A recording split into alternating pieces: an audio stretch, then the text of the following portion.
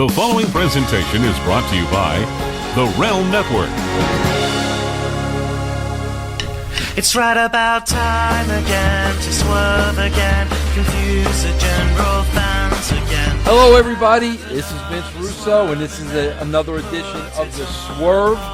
And my next guest is overdue. Hasn't been on in well over a year. Basically because I don't want to bother him, because I tell everybody that asks me, if it were up to me, Ed Ferrara would be on the show every single week. That's why I don't like going to the well too much. Too much, it's no good. But I figured, after a year, I could call in a favor. So here he is, the beautiful and talented and brilliant Mr. Ed Ferrara. No favor. You didn't have to call in a favor. You just had to call me, and I can understand. You don't want to have me on too much. You got to pace it out. Not too much of a good thing. I was on last time I was on was the first show, bro. First show, bro. That's it, baby. Yeah, that's it. All right. So now we've come full circle. So now, what does this mean? Does this mean that who's going to be on next week? Who was your second guest? Disco. Does that mean you do for bring Disco back in? Actually, bro, Disco was the first guest to have a return visit, but because he requested it, he wanted to come on, so I brought him on. That's the only reason. Requested only by Glenn. Requested only by Glenn, bro. Okay, I can see that then, because I can't imagine people wanting to hear more of him. And I got to tell you something, because I've been wanting to share this with somebody, and nobody gets me, bro. Nobody understands me. Even Amy doesn't understand me sometimes. Okay, bro?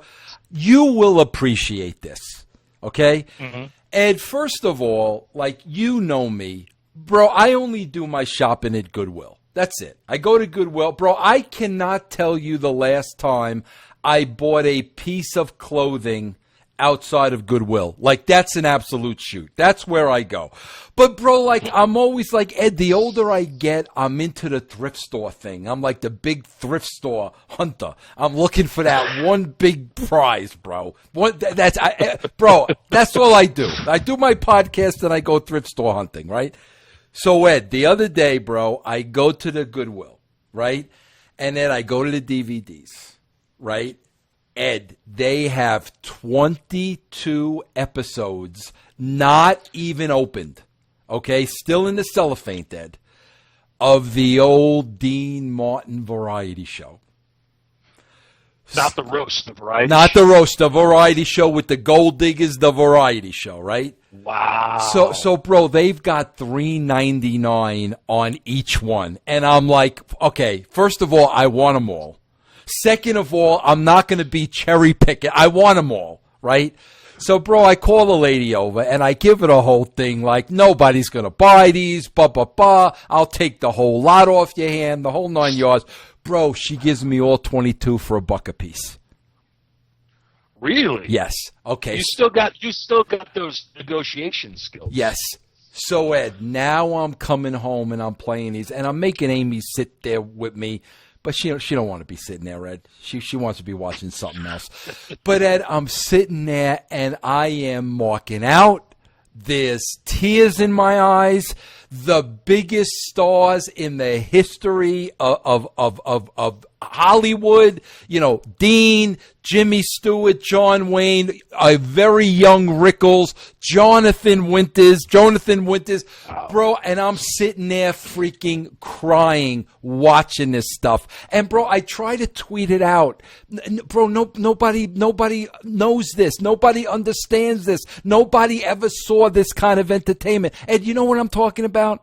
I know exactly what you're talking about, but that's because one thing. That's because the landscape has changed. Things are different today. But yeah, no, I know. Then your top stars with when they would show up on TV, when they would show up on the Tonight Show, they would take over, and they just did whatever they wanted. Because we're stars. They were our royalty. And it was just, we would eat up everything they do. So, yeah, Dean Martin's show was incredible.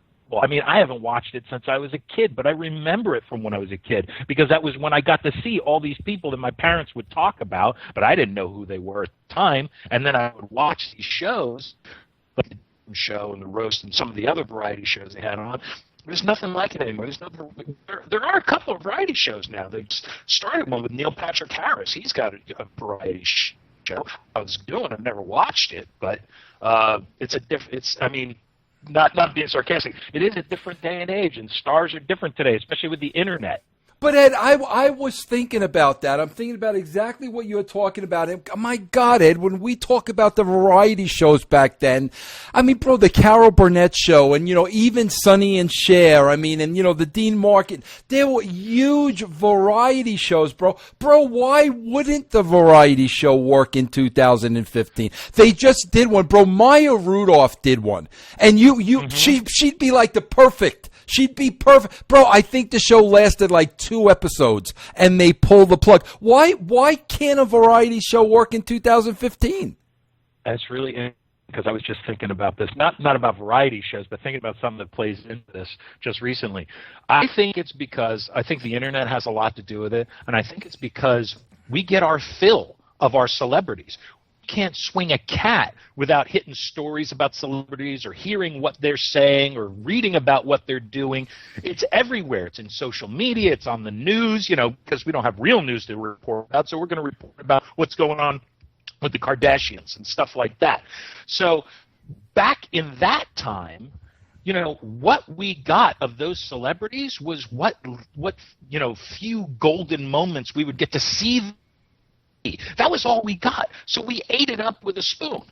Case in point, somebody just last week in my Facebook feed posted this video that came up, and I watched it. I was fascinated. It was, and I'm sure you saw, it was a clip from the Paul Lynde Christmas special. Yeah, Kiss was on there, bro. And Kiss. Yeah. Now, Kiss came out, and they lip-synced Detroit Rock City. All right? They totally lip-synced. It was completely – but yet, at the time, we ate it up with a spoon. Why? Because that was all we got on TV. That was all we got. Nowadays, if somebody came out and lip-synced, you see what happens when the few times it does happen anymore. Yeah. People lose their – expect more. Back then, we didn't expect more. We got what we got, and we were happy to get what little we got. Supply and demand. It's the other discussion we had. Ed, you know what's so funny? I got this for Christmas, and I'm watching them, and like I think Amy had went home to Evansville, so I'm sitting there with Annie, and bro, like I'm doing this, like every 2 minutes I'm wiping the eyes, and freaking Annie is sitting there like, what the frig is wrong with you? Like she totally didn't get. You know what I was watching, bro? What? The Midnight Special. The old oh my God, bro. And I'm just watching heavy hitter after heavy hitter, and I'm like, oh, what happened to this time, bro? Yeah. Again, a lot of that is the internet, and it's we get all that, so it's not as special. Back then when we got that, remember the Steve Martin specials when we were growing up? I mean, that for me it would stop because at that point I was too young. I didn't even watch Saturday Night Live yet because it was too late for me to stay up on a regular basis. But when Steve Martin had a time special on NBC, man, I was in front of the TV because that was all I got of him. That was all I got to see. Now you can go online and see whatever you want, whoever doing whatever, and it's right at your fingertips. So it's not as special anymore. Yeah. But back then it was all we had, so we ate it up with a spoon. And Ed, this is going to segue a little bit into what we're going to talk about. But you know what the beauty of it is? Ed, I was talking to somebody inside of WWE the other day. Bro, I got friends in high places. Really? Inside of WWE. What about that nuclear heat? What about that nuclear heat you got everywhere you go? I got a lot of nuclear heat, bro. But bro, this person basically told me, solidified it all for me. Like every piece of talent in the WWE now, probably outside of John Cena, they're treated like droids. They're told, this is what you're going to say. This is how you're going to say. You're not even putting a shoelace outside of this box. This is how you're going to do it, right? That's confirmed from somebody who knows. Bro, here's the thing that I love. I think this is why I love it. Bro, getting back to the Dean Martin Variety Hour, okay? They have the producer and the director, they're interviewing them. And they basically said that all week long, the talent would come in, just like SNL, bro, and they would rehearse the show all week long. Bro, Dean showed up for the scene the night it aired. That was the first time, bro. And, bro, he knew nothing about it. All they did was hold up cue cards for him. So, bro, every single one of them is just Dean and the guest freaking cracking up, ad-libbing. You don't know what they're going to say. And, Ed, it's freaking magic. And then today, you got these wrestlers who are robots saying exactly what they're told. You can't go outside these lines, and we wonder why nobody's over, bro. Right, exactly. I mean, back then with Dean and his crew, they were over. They could show up and do whatever they wanted, and the audience would eat it up with a spoon. I mean, think about that. Probably the wrestling equivalent of the Rat Pack would be the NWO. Right. They showed up, they were over, they did whatever the hell they wanted, and they got over even more as a result of it because it was organic and it felt real, and the fans wanted to hang out with them. You looked at the end and you're like, those are some cool dudes. I want to hang out with them. Same thing as Dean Martin and the Rat Pack for their era. Those guys were the coolest guys ever, and love to hang out with them. Meantime, I'm just going to be a fly on the wall, and I'm going to watch them have fun. Yeah, no, Ed, I'm watching it today. God, bro, how many years later? That must have been the late 60s. Like 72? Yeah. I mean, so but 40 years ago, whatever the case may be. And, bro, he's still the coolest guy alive. Man. Yeah, he's still the coolest guy. He'd be the coolest guy on TV today. All right, let's segue. Yeah. Let's segue, Ed. Help me with this. Help me with this, Ed. I'll try. I don't know. Help me with this. Okay, Ed, I've been asked this a million times in my life because I get very, very agitated with the filter comment that was put, which now, anybody can look towards 2015. We have the same filter there, but there's a hell of a lot less people watching. But that's not even the point. My point is I try to explain to people, and I go out of my way to say this, bro, okay? I say, Ed and I used to write a script. We used to try for that script to be bulletproof. We knew what holes Vince was gonna poke in it before he did. It became a game, and it became a contest that we were going to write such an ironclad show, he wasn't going to be able to poke one single hole in it. I said, and this is what I always say, Ed, here's the genius of Vince. He would take this script that Ed and I had worked so hard on and crafted for hours, and he would always find something to make just a little bit better. Vince used to call it the nuances. So if Ed and I wrote an 8, Vince had a little tweak, a little nuance, a little something to make it a 10. He would see things nobody else saw, and that's what I tried to explain to people was the genius of Vince McMahon. If you really want to know, that was the genius. But here's my point, Ed.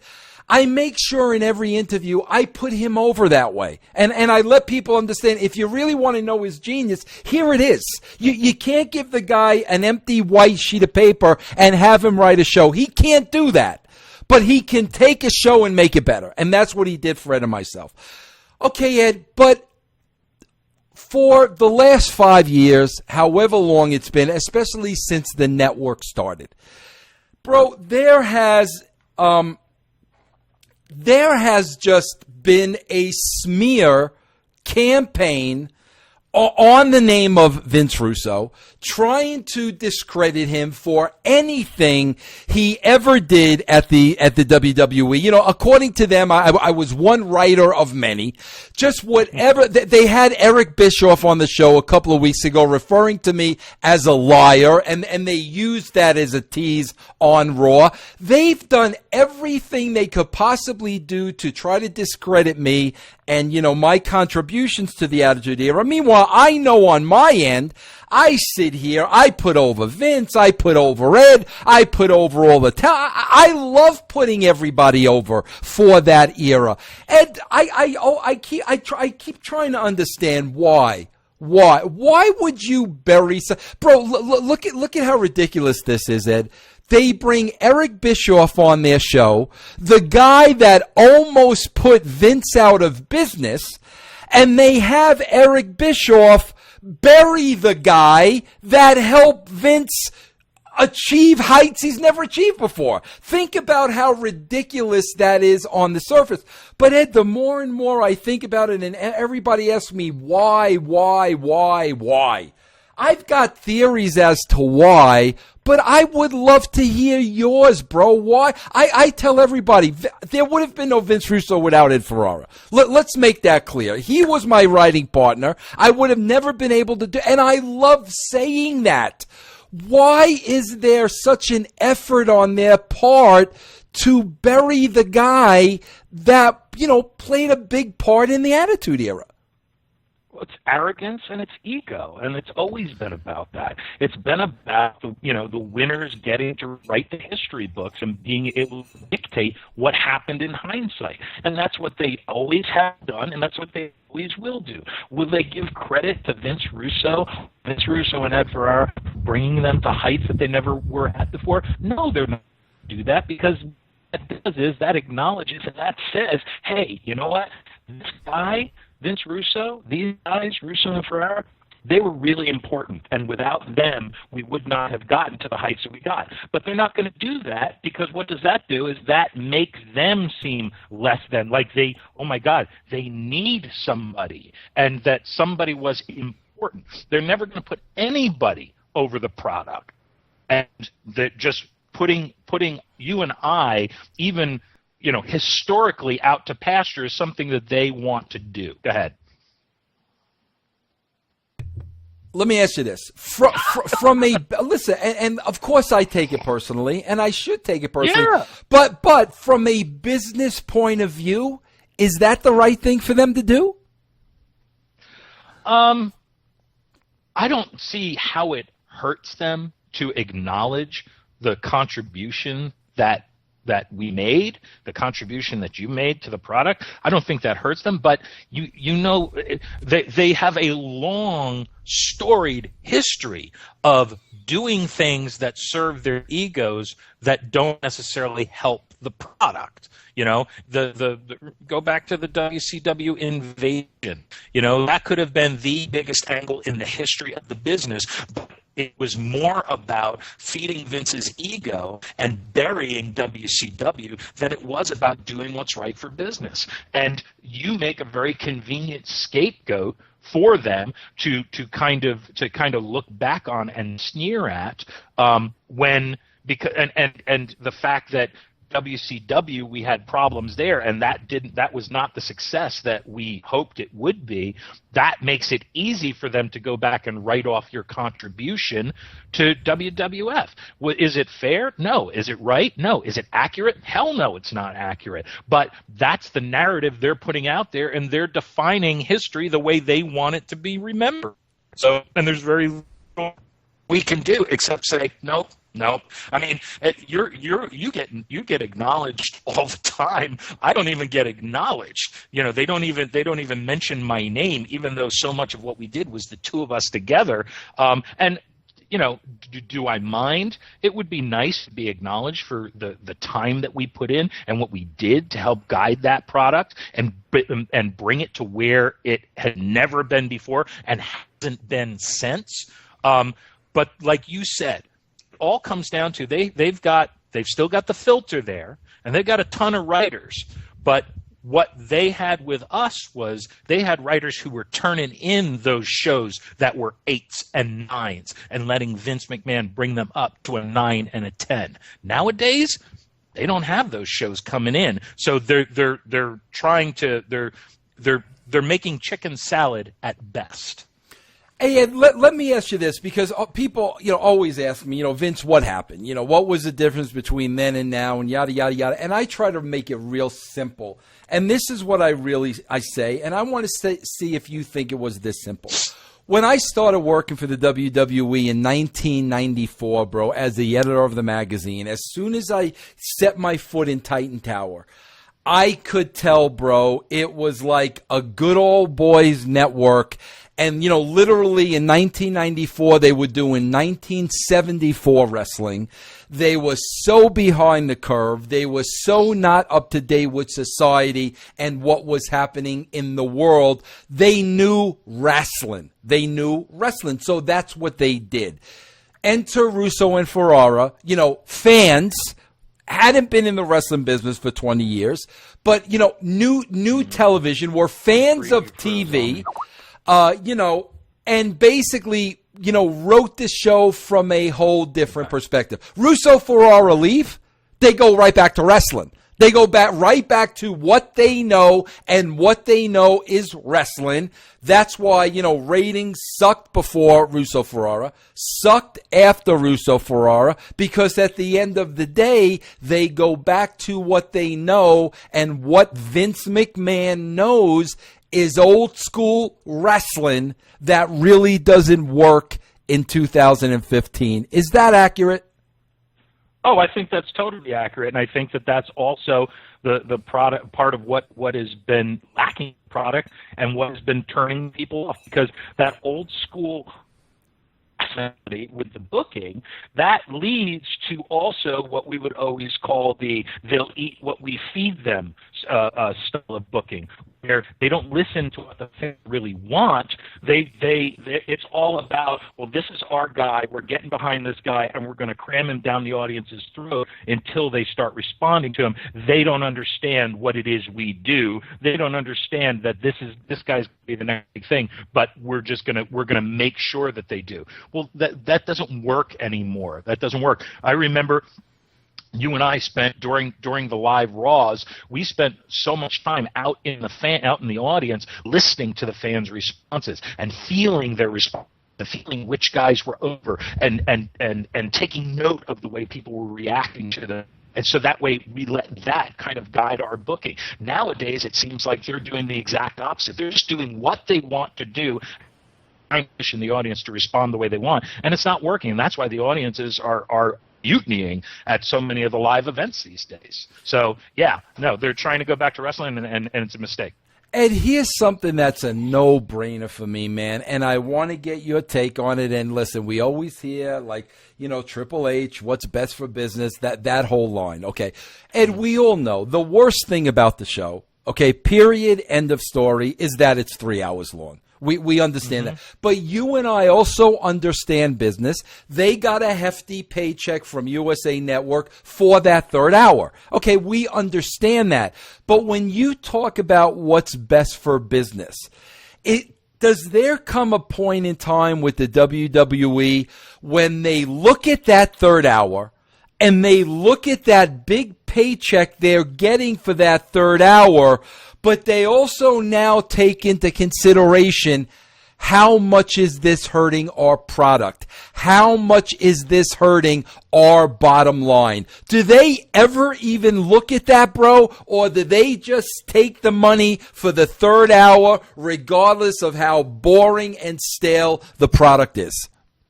I'm pretty sure that they're just taking that hour. They have no intention of stepping away from that third hour, and it's to be honest, I don't know if that third hour was something that USA Network came to them and said, hey, we want a third hour, or it's something that they went to USA Network, and I bet you it's something they went to USA Network and said, how would you like a third hour? And USA Network said, you know what, let's see, maybe we can do something with that. So, but regardless, that is where they are, and that's one of the linchpins of their business model right now, is the revenue they get, the licensing fees they get from that third hour.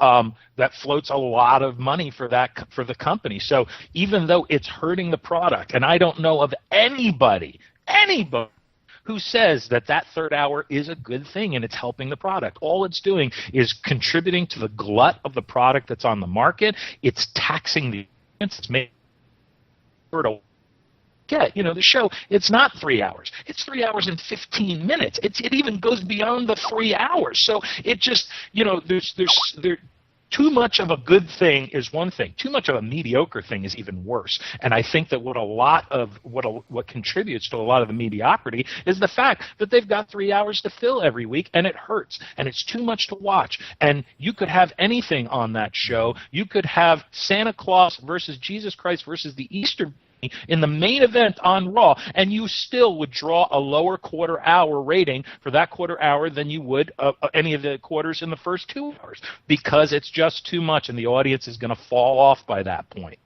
And let me ask you this. Obviously, you and I know that it is 3 hours, bro. It is what it is, but there are little tricks that can do that, are elementary tricks, that are Wrestling 101 tricks that you and I knew the first week.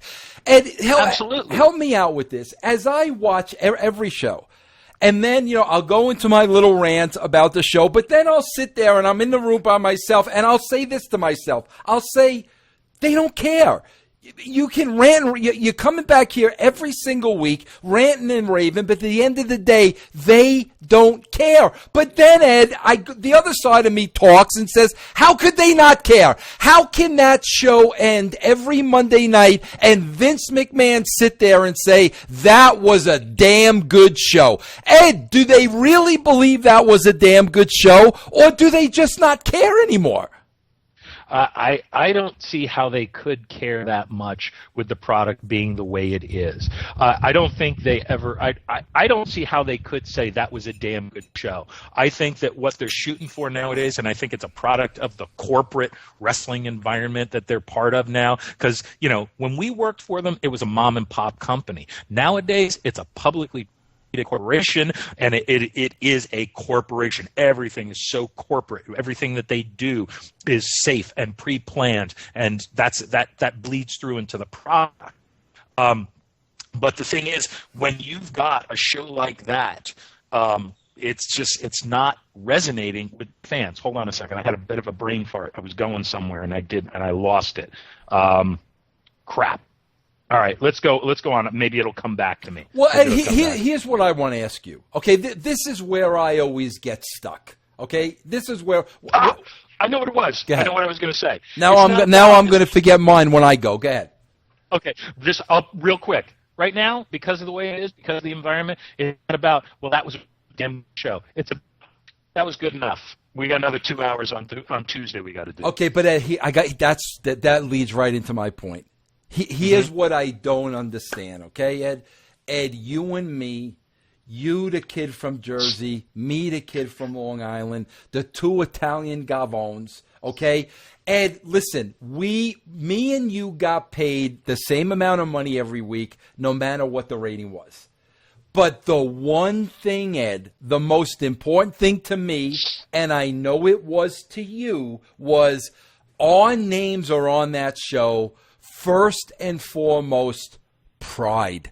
I want to have pride in my work. I want to make sure I can walk away from that knowing I did the best that I can do. I cannot believe that Vince McMahon sits there and does not have the pride to put out the best possible show he could every week. That's what I have a hard time dealing with. Well, that's where pride. It's a matter of it's not I can't be proud of this show. It's that the old adage of, well, they and what it is that we're doing here. It's a matter of the pride comes out in the fact of, well, they're not getting it. They're not responding the way we want them. They were giving us the response we wanted, and I think that's what a lot of it comes down to. It comes down to we're serving up some good food here. It's not taking into account, well, you're serving up something that the audience isn't particularly interested in eating. So I think that it's a matter of that pride becoming displaced and becoming arrogance and becoming, kind of looking down on the audience and not concerning yourself with what they want, just concerning yourself with what you want to give them. And speaking of what they want, okay, I tell people all this time because it's really simple. When you break it down, it's simple. There are two things that Ed Ferrara and I did. Number one, we went into the crowd and we listened. And number two, bro, we studied those ratings. We picked those ratings apart. If somebody was getting over, we gave them more. If somebody wasn't getting over, we pull them off the show. The ratings dictated the show. So if you're giving them more of what they want and taking away of what they're not watching, obviously the ratings are going to go up. It's really simple. When I was in TNA, they paid no attention to the ratings whatsoever. It was everybody's opinion. Eric's opinion, Hulk's opinion. Now it's John Gaborik's opinion. It was everybody's opinion. Today, it is clear to me, nobody looks at the ratings at the WWE. You know, who the people are turning into, who they're turning out to. They're putting on that show who they want to put on that show. Ed, when did ratings become a non-factor in the wrestling business? That's all you have that give you real information. But I mean, look at what they have. Look at what their creative department is right now. Back when we were doing it, it was you and I and Vince, and that was it. And Springer. Nowadays, Springer. Springer, unofficial third man on the writing team. Okay. But now what you have is you've got this huge team of writers. All they're doing, you know, it's a matter of it's the culture that has changed. Back when we were writing, it was about you and I writing the best show we could, and Vince recognizing that, and Vince making it even better, because the three of us were on the same page 95% of the time, in terms of it was just a matter of us going off and figuring out the way to realize the direction we wanted to go. Nowadays, you've got this vast team of writers where, you know, everybody is walking on eggshells. Everybody's afraid to do anything or take any kind of stand or say anything that might get them heat with the office or piss off Stephanie or say something that makes McMahon at them, because what they're trying to do is they're just trying to keep their jobs. When we were doing what we were doing, we knew we were doing a good job, and our jobs weren't in jeopardy because we were at the heart of the entire product. Everything that company did came from those meetings with me, you, and Springer, and then by extension, the meetings with me and you and Vince McMahon.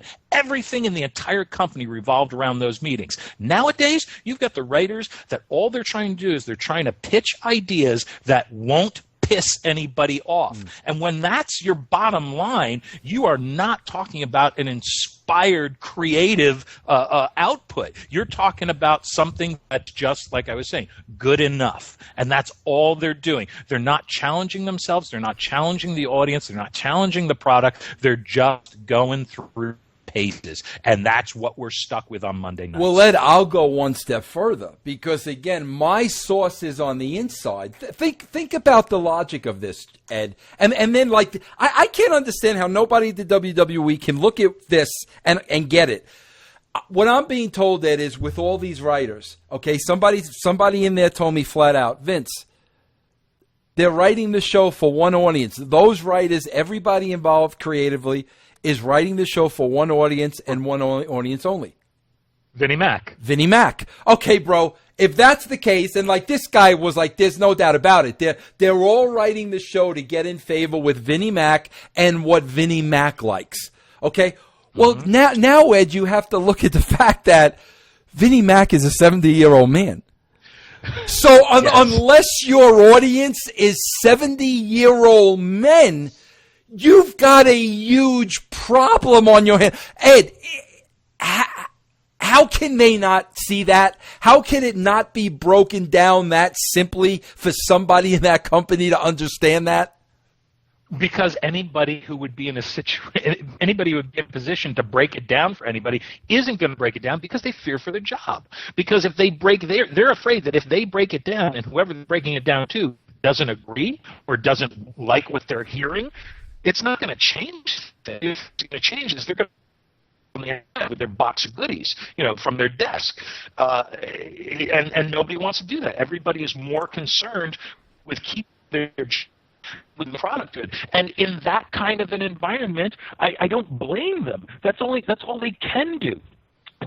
You got to be sure that they've seen other writers try and do something that goes beyond making. And those writers probably aren't there anymore. So they're looking at that and they're learning from that and going, okay, so what I have to keep with this job is all I've got to do is just keep pitching ideas that Vince McMahon is going to appreciate. The and your average 70-year-old man. He's a 70-year-old man who has lived in the wrestling bubble for the majority of his adult life. The things have changed drastically with him. Remember, he never went to the movies. He didn't watch television. His life was the wrestling business. So how are you going to have your finger on the pulse of what the mainstream audience is looking for when you're not part of that audience and you don't understand that? All right. And you know what? I like talking to you because, like, you understand. I talk to a lot of people on this show, Ed, you know, but they don't know. They don't know. They think they know. They don't know. You know. I like talking to you, you know. And here's another thing I want to throw your way, and I think we're going to disagree on this, but I think that's okay. But I want to throw this your way, okay, Ed? Are you ready? We're not talking about NXT again. Are we going to talk about NXT again? Well, I'm going to get into – I got another theory I didn't hit you with that in a minute, but this is not NXT yet. Okay. All right, Ed, it was confirmed to me, and you could tell by watching the show. There's no bones about it.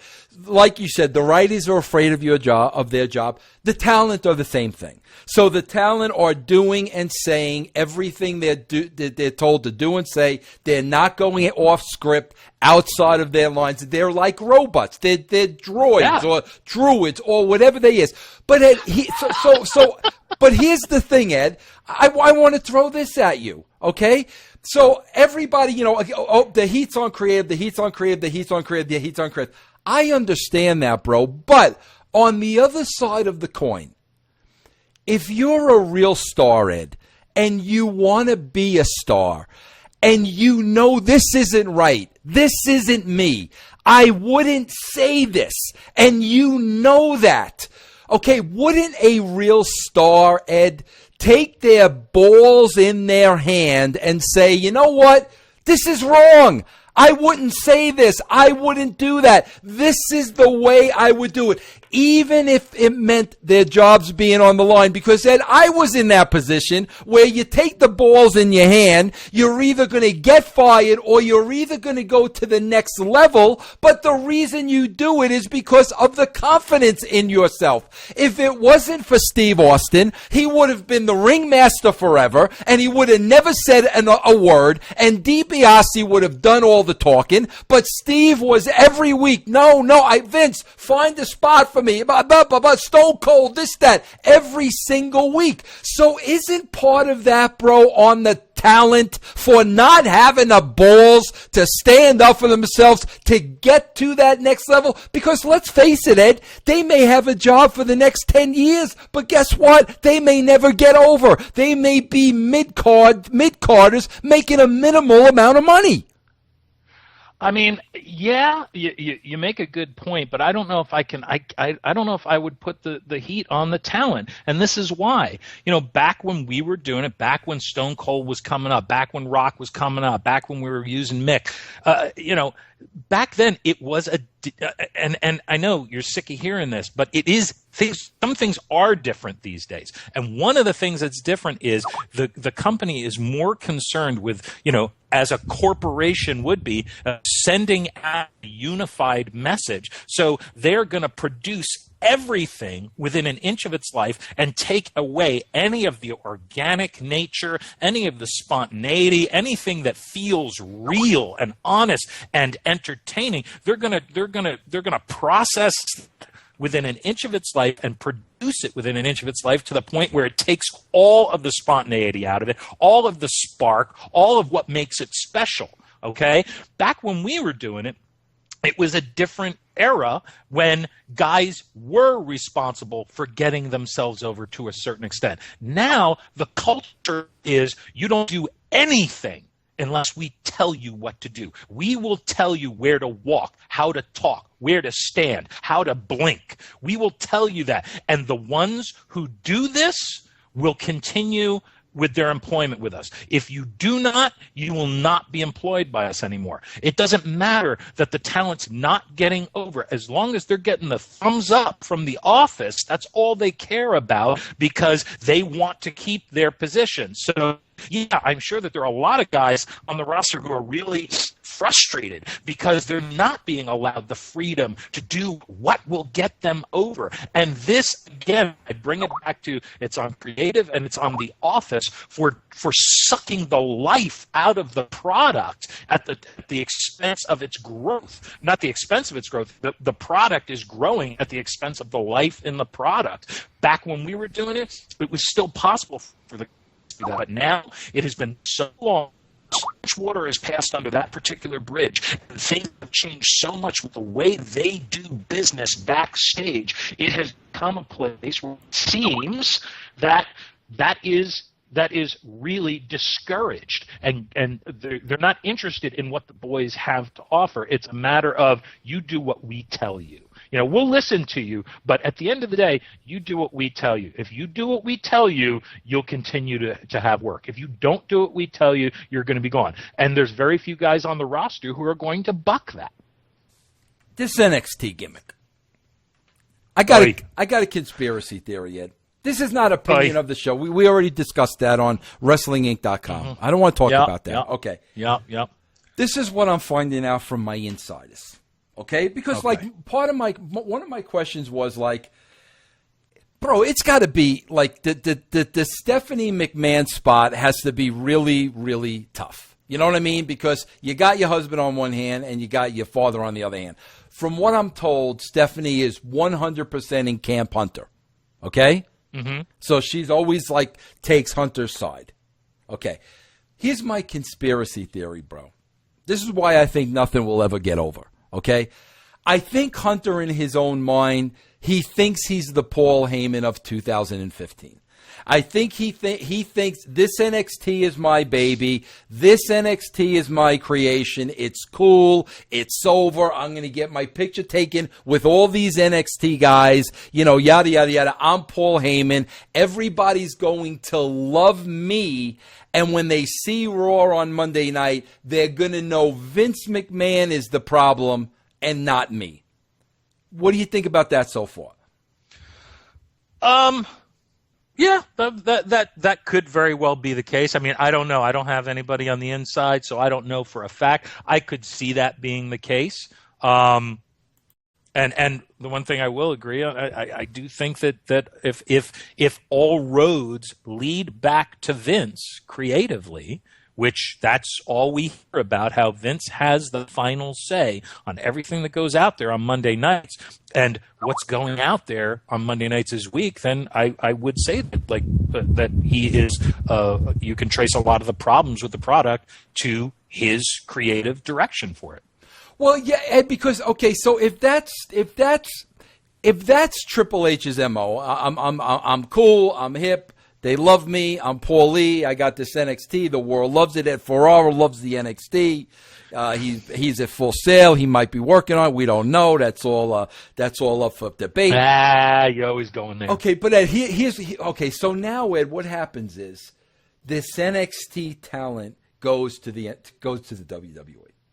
Okay, bro. Mm-hmm. This is the part that gets tricky. Here's the part that gets tricky because I sit there and I say to myself, bro, look at the history of Vince McMahon in his heyday, and you got to look at the stars that have come through Vince McMahon. You know, the Hogans and the Pipers and the Savages, and we can go on and on and on. You know, Jake the Snake, Junkyard Dog, Warrior, Andre. We can go on and on.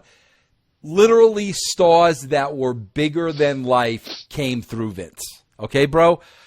I'm telling you, bro, Vince has to be sitting there now and seeing an Ascension and a Neville and a Kevin Owens. And he's got to be sitting there and he's got to be saying, oh, brother, based on stars that he's worked with in the past. I got to believe that's how Vince looks at a star. But then something weird happens, bro. Like Owens comes into the WWE. And somehow, some way, it's got to be Triple H who convinces Vince McMahon that Owens should beat John Cena in their first match. That can't be a Vince McMahon decision. That's got to be a Triple H decision. But That's where I don't understand, bro. Triple H is nurturing these NXT guys. These NXT guys now go up to the WWE. Under Vince's thumb, are they hung out to dry? Is Triple H trying to get them in the mix? It just seems to me like that's a whole mess. I don't ever see the both of them being on the same page. I don't either, and I see the product suffering as a result of that because, this is one of the things I wanted to say when we were having our NXT discussion on the other show, but we were talking about so many different things.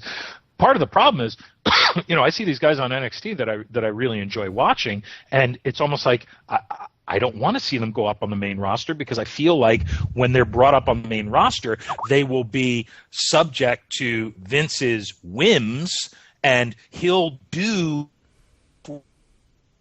because he's not connected with the NXT product or the characters that they have there. So he's going to present these people who the WWE through NXT has presented them one way, and then he's going to repackage them in the way that he sees them. Like, for example, the Ascension, when they went up, they're way over the top. That was a way over the top cartoony version of how they had been in NXT.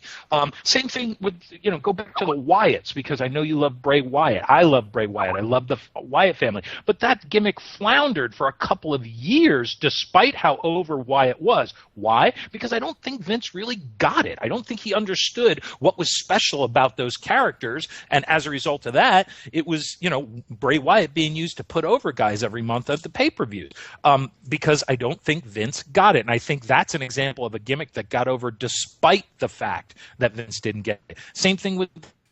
Critically acclaimed producers Kayfabe Commentaries bring you the most candid shoot interview ever with Sabu, nephew of the legendary Sheik. Would your aunt be talking business Of course. with the Sheik? Oh, yeah. And Carney. She can speak Carney better than me. That's amazing. Yeah. Prepare to explore the darkest corners of the man behind Sabu. I would have stopped pain pills entirely if I was out of pain. Because I've been a little too long at the dance myself. You feel now you've been too long at the dance? Breaking Kayfabe with Terry Sabu Brunk, now available on DVD and on demand at shootinterviews.com.